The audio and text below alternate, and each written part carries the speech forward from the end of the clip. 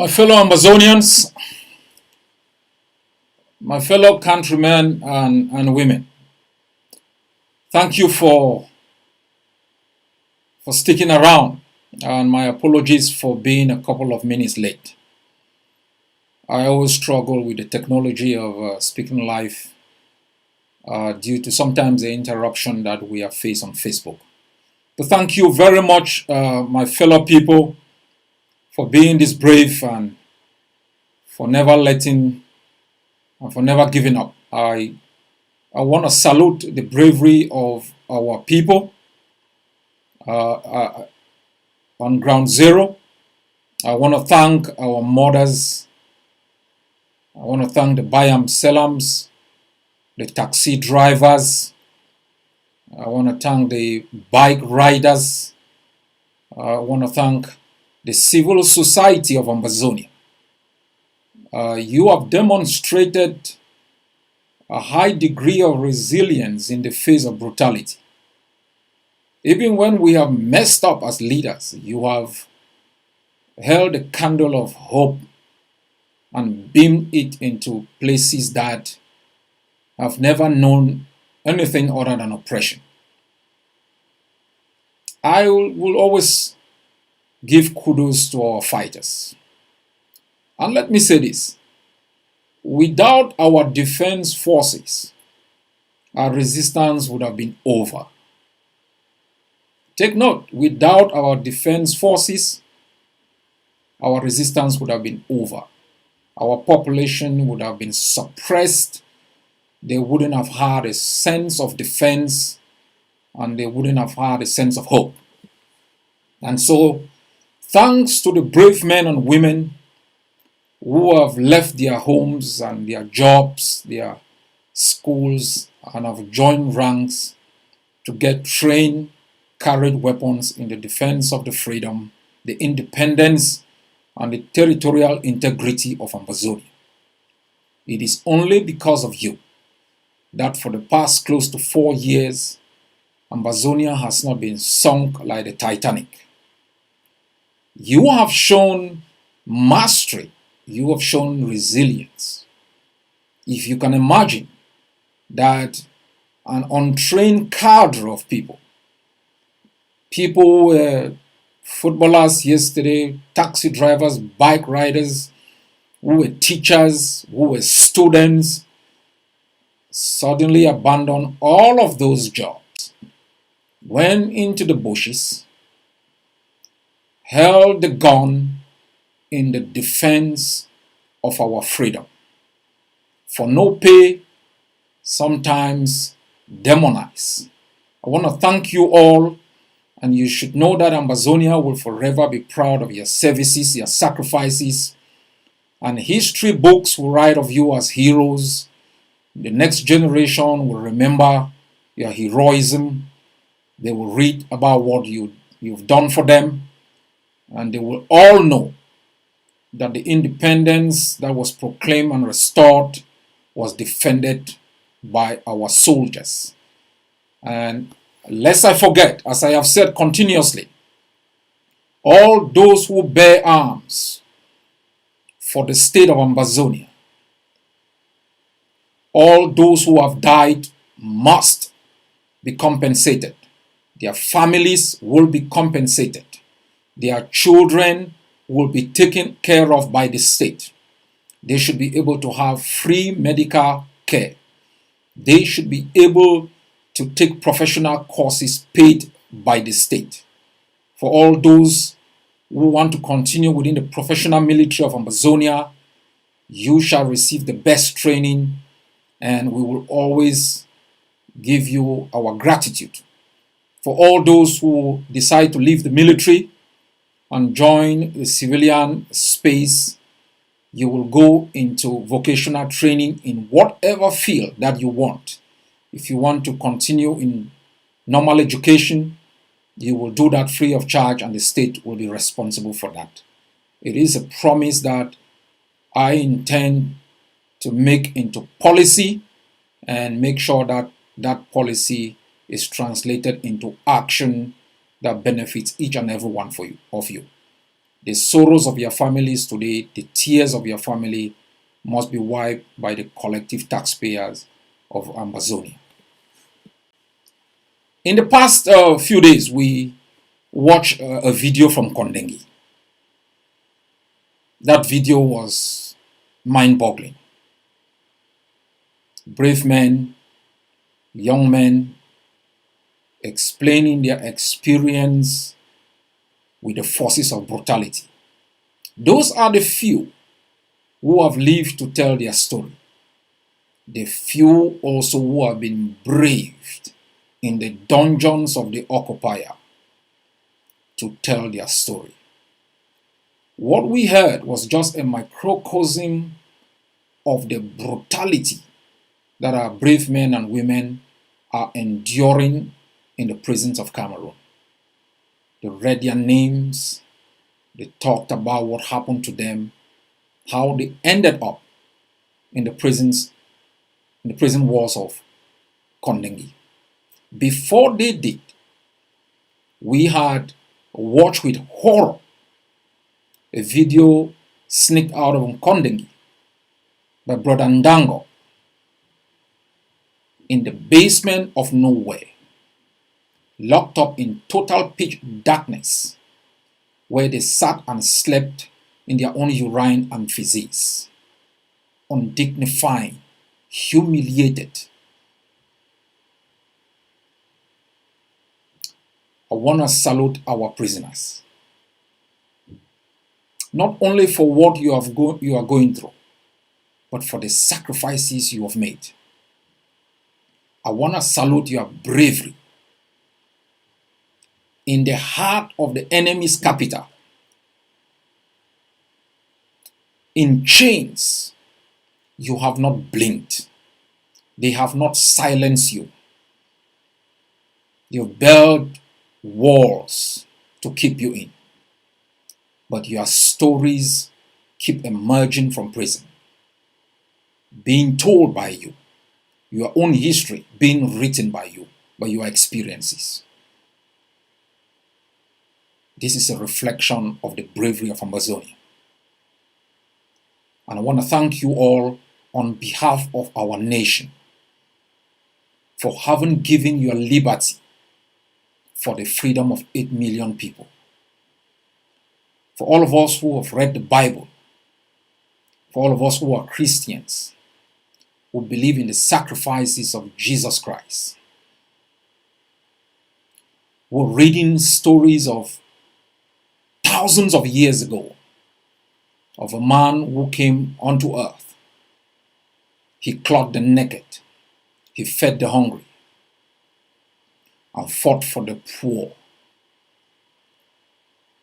We are experiencing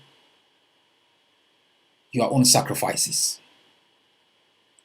That for so many years you've been in prison, you don't curse, you are not angry, you've not given up. You've shown extraordinary bravery, and it has given us hope. You must know Ambazonia is grateful. But more importantly, Ambazonia will not forget your sacrifices. And for all those who have turned you into animals, we make a solemn promise to each and every one of you. There will be accountability. There will be no South Africa in Ambazonia. There will be no forgive and forget. There will be accountability. All those who have tortured you, who stripped you of your humanity, who've taken away your dignity, spat on your faces, called you names, treated you like pigs, they will be held accountable, individually and collectively. Write your suffering every day. Take a piece of paper, even on your hands, your laps. Write your story. Remember the names of those who tortured you. Remember their faces. Write everything that happened to you. We will document it in the archives of the history of Ambazonia.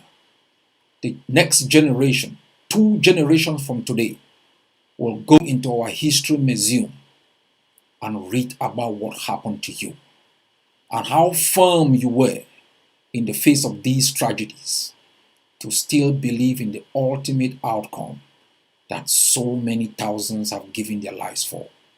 A homeland where you will be free from torture. You will be free from illegal incarceration and deprivation of liberty, where you will be treated with dignity. Your life will be protected. You will own the levers of power. Authority of any governance will be derived from your vote. And I ask all of you, wherever you may be, turn it into a battlefield against the enemy.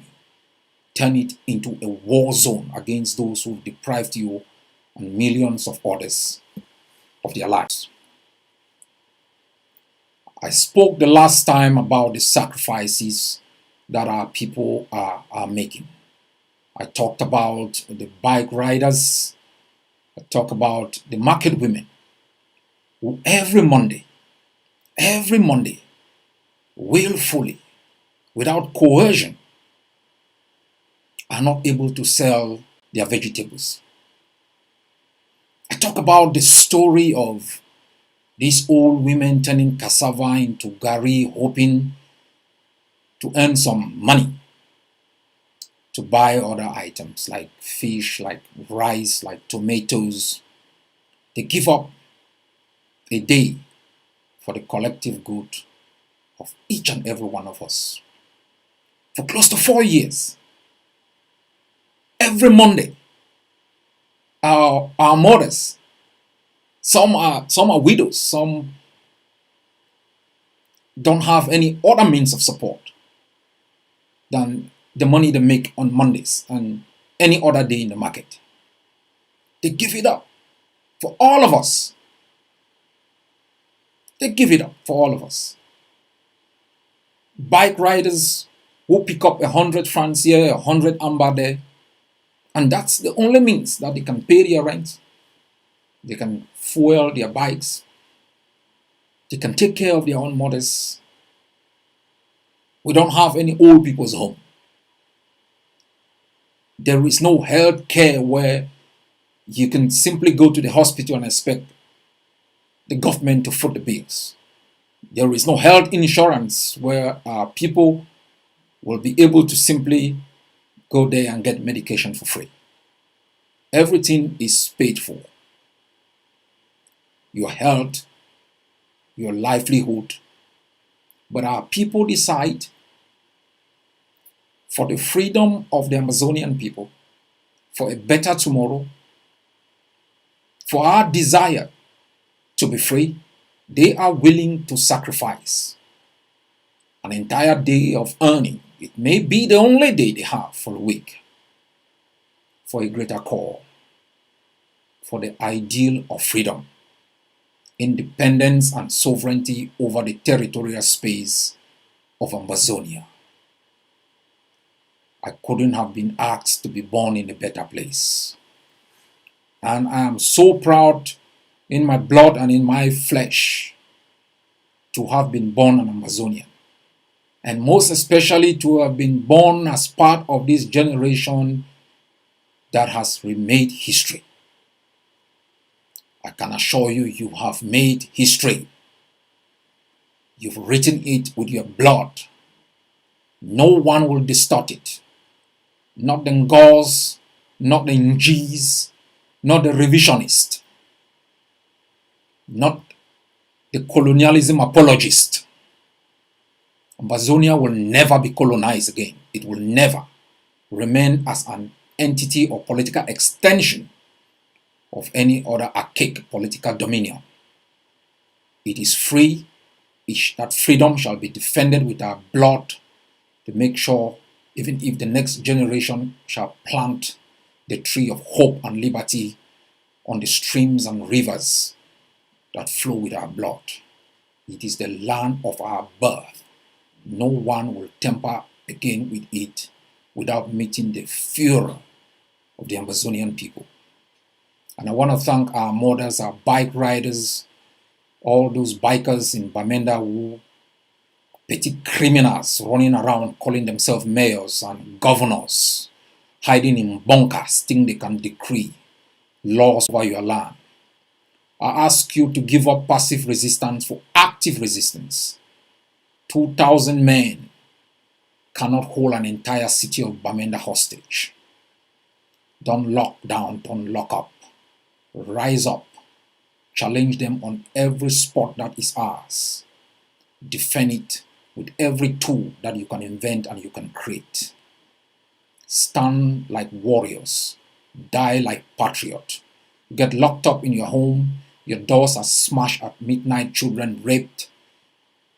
Goods stolen. Lives taken. You better die on the street.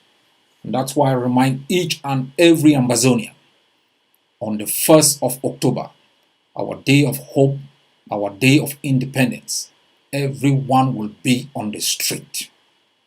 Everyone should be busy making flags, our emblem. Children should be reciting the anthem. Sing it wherever you may be, on the street, on the rooftop, on trees, in the graveyard. Sing the anthem on 1st October with your loudest and finest voice. Everyone, mama, papa, whether you are in hospital, whether you are a doctor, a nurse, a mechanic, a taxi driver, a bike rider, stand and sing the anthem, raise the flag, defy the opponent, proclaim the independence of Ambazonia. My fellow people, at the beginning of our war of independence, we put in place an impeccable strategy based on studies, based on many years of experience fighting battles on the street of our homeland against our enemy, based on the study of other wars of independence. Where did they have lapses? Where did they triumph over the enemies? Our strategy took into consideration everything that was, is, and could be. We factored it in. We created an automated system that adjusts our own strategy based on any eventuality. We set sail to destabilize Ambazonia and make it ungovernable. I repeat this time and again so you don't forget. Political occupation depends on political governance. If you take away the ability to govern, you have scored 50% of the victory, making Ambazonia ungovernable for the occupier. And you did. On the streets, in the bushes, the DOs ran away. Mayors were hiding in bunkers. Governors were flying in helicopter gunships. Soldiers were walking and hiding behind armored cars. You made your land ungovernable. The consequences of this is that Yaoundé could not claim political authority over our country. No election has held since you made this happen. The derivation of power through the consent of the people only happens through election, whether rigged or unrigged. You stopped it altogether, took away the right of the opponent to claim the right and mandate to govern you. You did it. You should be proud of it. In making Ambazonia ungovernable, you increase the cost of the occupation by stop paying taxes, stopping them exploiting your timber, your cocoa, your tea, your rubber, your palm, your oil. You stopped it. You contribute 60% of what makes up of Cameroon's GDP. You cut it 40%. You took away an incentive for occupation. Occupiers don't occupy desert for desert's sake. They occupy a place where they can extort and exploit. You took away from them their ability to extort and to exploit. More importantly, take note, more importantly, you deprive them of the resources they can use to pay a massive army to occupy you. You make them to borrow money to pay their military. You reduce their credit rating by taking away their collaterals. That is what you've done. Took away political legitimacy, stop the extortion. One other strategy. The international system is made up of nation states. They are the micro components of a macro system that oversees international peace and security and ensures that international rules and norms are respected. We started understanding this, that we may fight on the ground, and Cameroon will be able to convince the international system that we are a part of its sovereign territory, that we were terrorists. We were destabilizers of an international system that wants to engage in trade and guarantee international peace and security. So we knew it. We knew they were going to send diplomats, hire law firms and lobbyists to bat for them. And it would be only a matter of time before the international community accepts their own reality, support them financially, defeat our strategy of blocking economic extortion, and even support them with military aid and training to destroy us. What we did, we took our campaign from the domestic to the international. We told the world we exist. We deconstructed their lies. We exposed their brutality. We showed the world who truly they are. We removed the mask. We took them out from the Trojan. We humiliated them internationally.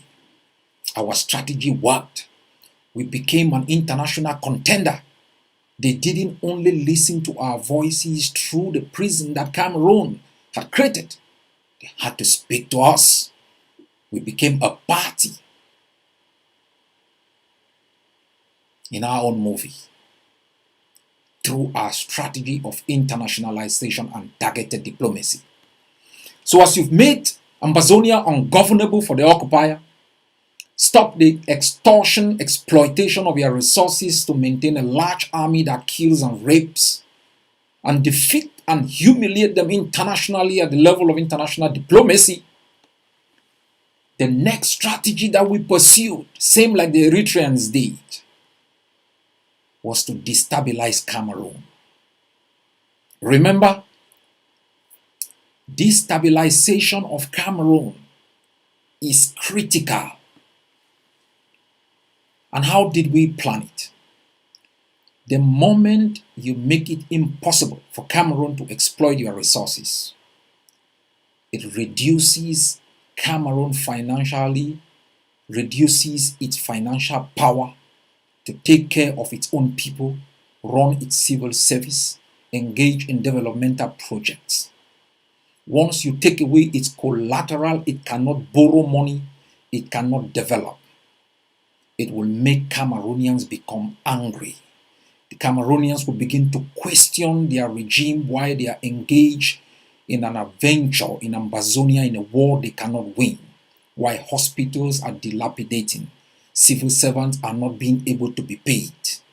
Stop the war now will become their cry.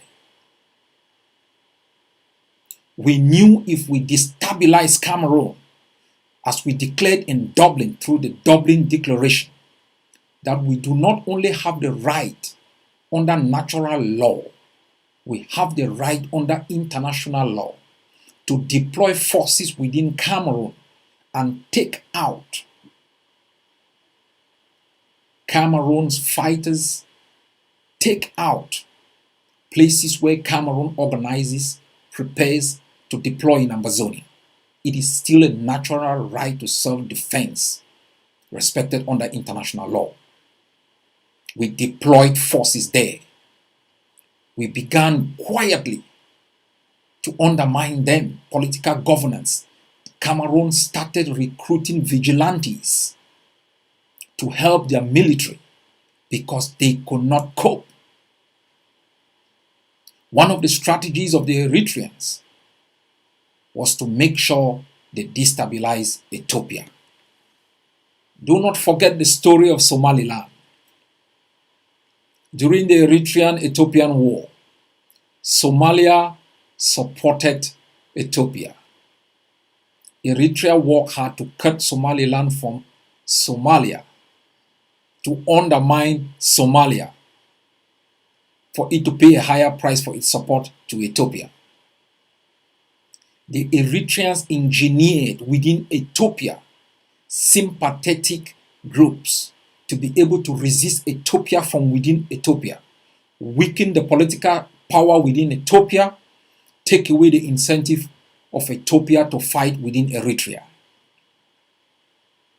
They also used targeted diplomacy to convince the United States that initially was supporting Ethiopia. because Ethiopia was protecting in Asmara, which is the capital of Eritrea, a core US interest. When the Eritreans were able to convince the United States through their strategy and through domestic activities within Ethiopia that they will be able to protect core US interests in Asmara, the US switched sides. Familiar story? You've seen the trajectory. Destabilization of Cameroon works for Ambazonia. Cameroonians have been called upon to rise up tomorrow. We do not have a political ally within Cameroon. No political leader within Cameroon has come close to speaking in a way that reflects the reality of the moment, even the reality of history. They have revised history to suit their one Cameroon agenda. So we do not have any vested interest in whoever is president of Cameroon. We have vested interest in the destabilization of Cameroon. And anything we could do to create anarchy, destabilization in Cameroon will weaken Cameroon's grip over Ambazonia and will give you the opportunity to rise up as you rose on the 22nd of September 2017. And when you do, you will take over every institution, burn them down, raise our flag over. Any resisting force of Cameroon will be taken out. Our population, should there be the destabilization of Cameroon, you will rise up like one people. You will be given specific orders at specific times. We will monitor the situation carefully. Our spokespeople will be speaking to you as events are unfolding. And I will communicate through them to you once we are certain of the direction of things. But I have come today to let you know we are observing what is going on in Cameroon with keen interest. We do not rely on it for our liberation. You must rely in your power. The power of our civilian population, the power of our defense forces. That is the only insurance policy we have. Any other activity that increases our potency and speed up the day that we can exit is something that we will truly welcome. So we will be monitoring what is happening in Cameroon. At the appropriate time, we will seal our borders. I will expect every citizen around the Santa border to block the entire road. Every citizen around Muselele, around the Tico, all the robbers around Muselele must be put down to block the roads. We will create a buffer zone between Mutengene and My 17 junction. There will be no movement around that area. Same, a buffer zone would exist between Santa and Nkongo border. And all our people, should the decision be given from downtown Bamenda, must march up and seize up station with the protection of our forces. You will be communicated specific instructions. Cameroon must come to an end. We don't trust any political leader in Cameroon. We understand the complex nature of Cameroon of three republics: the Bulu Beti Republic, the Northern Axis Republic, and the Sawa Bamileke Republic. This is how it's going down, my people. The once renowned country is going down in shambles. And we can't wait to celebrate the total elimination of an evil system along our border. As I said, if we have the possibility of replacing Cameroon with North Korea, we'll have a better neighbor in North Korea. I want to thank you all. I want you to be vigilant. I want all of our people to become soldiers of our war of independence. And I've forgotten to thank our diasporan population for your maturity, for your sense of pivoting towards cohesion, certainty, and reliability in the kind of policies that we articulate. Trust in the leadership. We have fine policymakers. I was reading from one of my top advisors today, telling me how the chairman of the War Council has been fined to pay His fine is to pay with kola nut and two jugs of palm wine for a policy flaw. So we are held in check. Before I came out today, my spokesman, Comrade Raymond, has asked me to stop and not to go out. I had to explain why I was going out. This is the leadership that is in check. We don't deviate from policy. Policy is formulated through debate and make sure it serves the interests of the Ambazonian people. Practices that we think are sound, and there is precedence in those practices. So you can be rest assured that the leadership you have in place takes your interests as the most paramount, the interest of the Ambazonian people to be free from the tyranny of Cameroon. You will build a system that is going to serve you, and you will make leaders who are accountable to the population. We will not have political corruption, financial corruption, decadent political system that has made you slaves in the land of your birth. You are free Ambazonians. It begins from here. Take it, own it, make good use of it. You are the masters of your destiny. God bless you all.